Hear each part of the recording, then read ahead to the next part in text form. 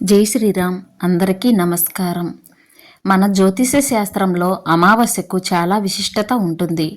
అయితే ఈ నెల జూలై 24వ తేదీన గురువారం నాడు ఆషాఢ అమావాస్య ఏర్పడింది. ఆషాఢ అమావాస్య పూర్తయిన తర్వాత జూలై 25 నుండి శ్రావణ మాసం ప్రారంభం కాబోతోంది. జూలై 25 శ్రావణ మాసం ప్రారంభమై ఆగస్టు 23 వరకు ఉంటుంది. శ్రావణ మాసానికి ముందు ఏర్పడే అమావాస్యకు చాలా శక్తి ఉంటుంది. జూలై 24 ఆషాఢ అమావాస్య రోజున కొన్ని నియమాలను పాటిస్తే మీ కుటుంబంలో సుఖ సంతోషాలు సమృద్ధిగా వెల్లివిరుస్తాయి. ఈ ఆషాఢ అమావాస్యతో ఆషాఢ మాసం ముగిసిపోతుంది. కాబట్టి ఈ ఆషాఢ అమావాస్య రోజున తప్పనిసరిగా లక్ష్మీదేవిని పూజించండి. ఈ అమావాస్య రోజున లక్ష్మీదేవిని పూజించిన వారికి లక్ష్మీ కటాక్షం ఖచ్చితంగా లభిస్తుంది. ఈ రోజున చేసే లక్ష్మీ పూజకు రెట్టింపు పుణ్య ఫలితం లభిస్తుంది. కాబట్టి ఈ ఆషాఢ అమావాస్య రోజున ప్రతి ఒక్కరూ తలస్నానం చేసి మీ పూజ గదిలో ఉన్న లక్ష్మీదేవి చిత్రపటం ముందు 5 ఒత్తులతో దీపం వెలిగించండి. మీ ఇంటిపై లక్ష్మీ కటాక్షం ఎల్లవేళలా ఉంటుంది. ఆకస్మిక ధనలాభాలు చేకూరుతాయి. ముఖ్యంగా ఈ అమావాస్య నాడు ఇల్లంతా పసుపు నీళ్లు చల్లుకోండి. మీ ఇంట్లో ఉన్న చెడు శక్తులన్నీ నశిస్తాయి. ఇక అన్నిటికన్నా ముఖ్యంగా అమావాస్య నాడు గుమ్మడికాయలు కట్టుకుంటే మీ ఇంటికి చాలా మంచిది.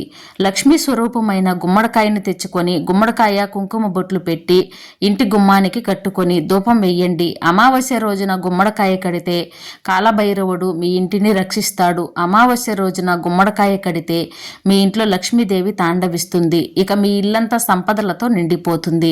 అదేవిధంగా కటిక పేదరికంతో బాధపడేవారు, అప్పుల సమస్యలతో ఇబ్బంది పడేవారు ఒక ఎర్రటి వస్త్రంలో రాళ్ళు ఉప్పును మూటగట్టి ఇంటి గుమ్మానికి వేలాడదీయండి. ఇక మీ ఇంటి పేదరికం తొలగిపోయి మీ ఇంటిపై లక్ష్మీ కటాక్షం కలుగుతుంది. ఈ ఆషాఢ అమావాస్య రోజున లక్ష్మీదేవిని మీ ఇంటికి ఆహ్వానించడానికి సాయంత్రం సమయంలో మీ ఇంటి ప్రధాన ద్వారం ముందు 2 దీపాలు వెలిగించి ఇంటి తలుపులను తెరిచి ఉంచాలి. ఇలా చేయడం వల్ల మీ ఇంట్లో ఉన్న ప్రతికూల శక్తులు తొలగిపోయి మీ ఇంట్లోకి వెంటనే లక్ష్మీదేవి అడుగు పెడుతుంది. తద్వారా మీ కుటుంబానికి సిరి సంపదలు కలుగుతాయి. ఈ అమావాస్య రోజున రావి చెట్టును పూజించిన వారికి ఎన్నో శుభ ప్రయోజనాలు కలుగుతాయి. ఈ ఆషాఢ అమావాస్య రోజున పెళ్ళైన మహిళలు తప్పనిసరిగా రావి చెట్టుకు ప్రదక్షిణాలు చేయండి. ఇక మీ భర్త సంపద విపరీతంగా పెరిగిపోతుంది. రావి చెట్టు కింద 2 దీపాలు వెలిగిస్తే అపారమైన సిరి సంపదలు కలుగుతాయి. పితృదోషాలన్నీ తొలగిపోతే దేవతల అనుగ్రహాన్ని సులభంగా పొందవచ్చు. అదేవిధంగా మీ ఇంటి సింహద్వారానికి కొన్ని రావి ఆకులను కట్టుకోండి. మీ ఇంటికున్న గ్రహ పీడలన్నీ తొలగిపోయి మీ కుటుంబానికి ఐశ్వర్యం కలిసి వస్తుంది. నరదృష్టి సమస్యలతో అలాగే అనారోగ్య సమస్యలతో బాధపడేవారు ఈ అమావాస్య రోజున తప్పనిసరిగా రాళ్ళ ఉప్పుతో దిష్టి తీసుకోండి. అమావాస్య రోజున ఉప్పుతో దిష్టి తీసుకుంటే ఎన్నో శుభ ప్రయోజనాలు కలుగుతాయి.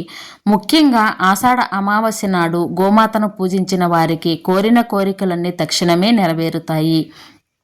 గోవుకు ప్రదక్షిణాలు చేసి గోవుకు ఆహారం తినిపిస్తే ముక్కోటి దేవతల ఆశీర్వాదంతో మీ జీవితంలో గొప్ప స్థాయికి ఎదుగుతారు.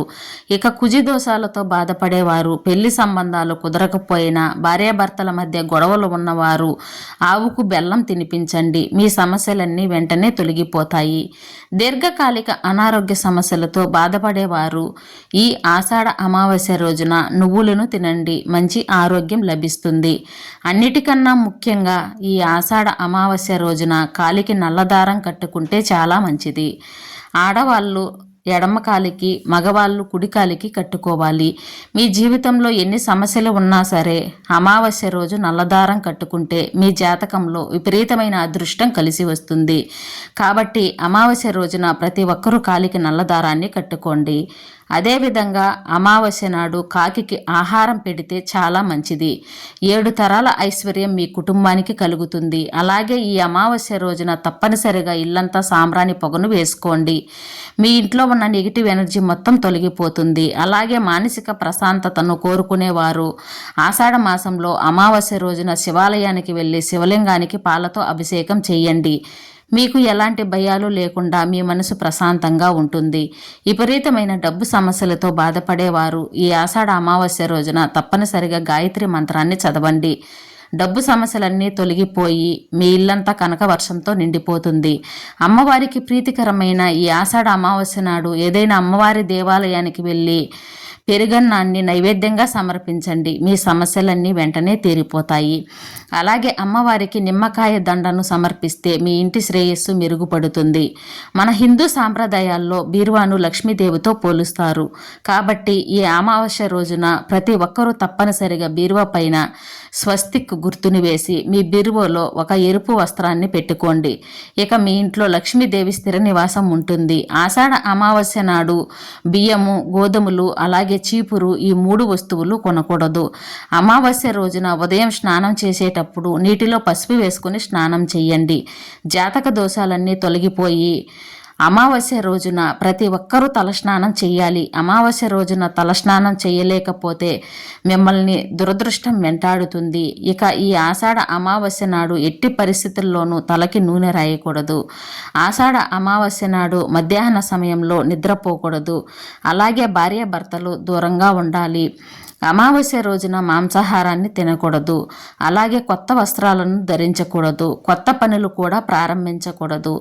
అమావాస్య రోజున గడ్డం తీసుకోకూడదు. అలాగే జుట్టు కత్తిరించడం, గోర్లు కత్తిరించడం చేయకూడదు. అమావాస్య నాడు పొరపాటును కూడా నలుపు రంగు వస్త్రాలను ధరించకూడదు. అమావాస్య రోజున కోపం తెచ్చుకోకూడదు. అలాగే ఇతరులతో గొడవ పడకూడదు. ఇక అమావాస్య రోజున రాత్రి సమయంలో చిన్నపిల్లలను బయటకు తీసుకురాకూడదు, లేదంటే చెడు శక్తులు ఆకర్షిస్తాయి. అమావాస్య రోజున దూర ప్రయాణాలు చేయకండి. మీ పనుల్లో ఆటంకాలు ఏర్పడతాయి. ఈ రోజున పుణ్యనదుల్లో స్నానం చేస్తే విశేషమైన పుణ్య ఫలితం లభిస్తుంది. అలాగే పేదలకు దానం చేస్తే మీ పూర్వీకులు ప్రసన్నులై వారి ఆశీస్సులు మీ కుటుంబంపై ఎల్లవేళలా ఉంటాయి. అదేవిధంగా ఈ అమావాస్య నాడు మీ పూర్వీకులకు తర్పణాలు వదలడం, పిండ ప్రదానాలు చేయడం ద్వారా పితృదేవతలకు మోక్షం లభిస్తుందని విశ్వాసం. అమావాస్యను పితృదేవతలకు అంకితం చేస్తారు. ఈ పవిత్రమైన అమావాస్య నాడు ప్రతి దేవతలను పూజిస్తే మీ 7 తరాల వారికి ఎలాంటి సమస్యలు ఏర్పడకుండా ఉంటాయి.